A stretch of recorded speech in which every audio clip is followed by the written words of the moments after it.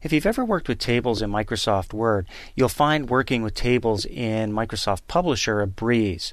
What we're going to do is insert a table into an existing publication, and then we'll format that table, add some text, and you'll see just how easy it is to do all of this while working on a publication in Publisher.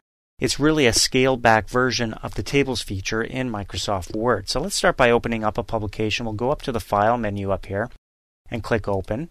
It doesn't matter what you have on your screen currently. We're going to navigate to the Lesson 8 folder of your exercise files and find Postcard 8A. So give that one a click and click Open. So here's the beginning of our flyer or our postcard. You can see we're announcing our new location, City Center. This is our Eat Cake Patisserie. There's our logo. And we've got a space right here where we might want to put our hours of operation, for example.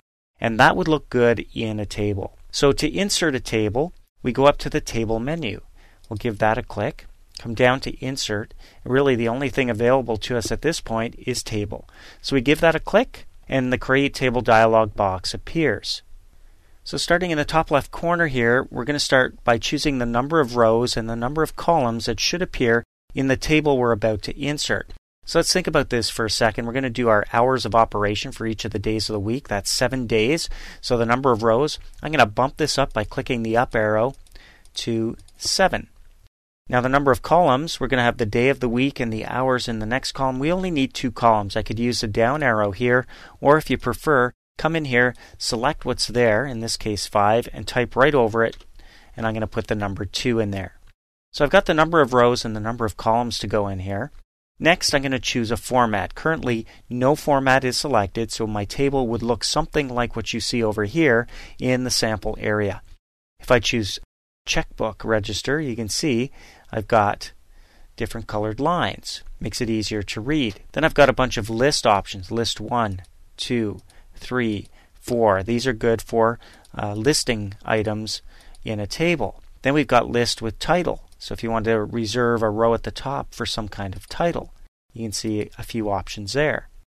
Then we get into numbers. And you can see here's tables with calculations, so numbers and calculations. A table of contents. There's a checkerboard. So I'm going to bump myself back up here to List with Title 3. I like that one right there. List with Title 3.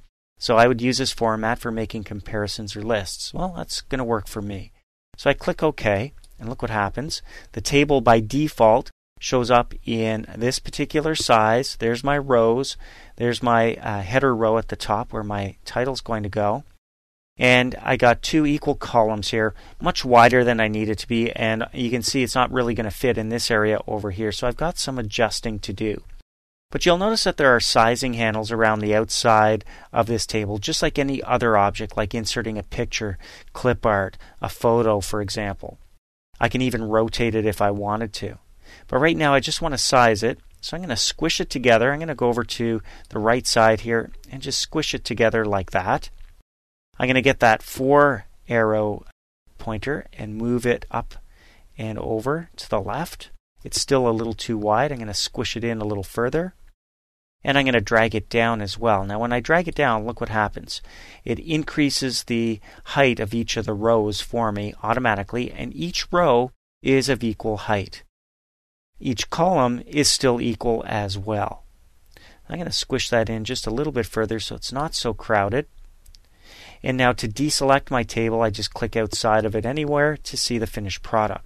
Now obviously this is not quite finished yet. I need to insert some text. Maybe add a color scheme to it. So I've got some formatting to do with my table. And we're going to start with that next. We're going to change our color scheme.